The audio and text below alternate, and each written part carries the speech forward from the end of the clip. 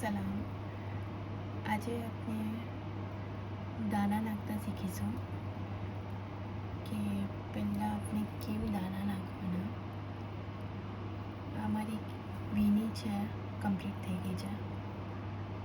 જો આ 1 1 2 3 4 5 6 7 8 9 10 11 12 13 14 15 16 17 18 19 20 21 22 23 24 25 26 27 28 29 30 વીણી થઈ છે. હવે આપણે આ દાણા નાખીશું. એક દાણો એક વીણી. આ દાણો આમ નાખવાનો અને એક વીણી. આ પૂરા સર્કલમાં આપણે આમ જ કરીશું. એક દાણો નાખીશું અને એક વીણી લઈશું.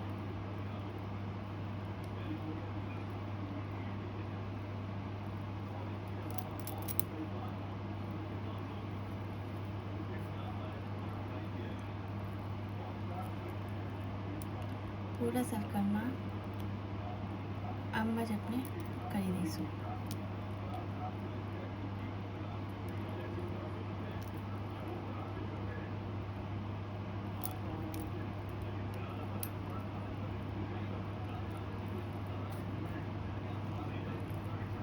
આ સર્કલ પૂરો કમ્પ્લીટ કરીશું.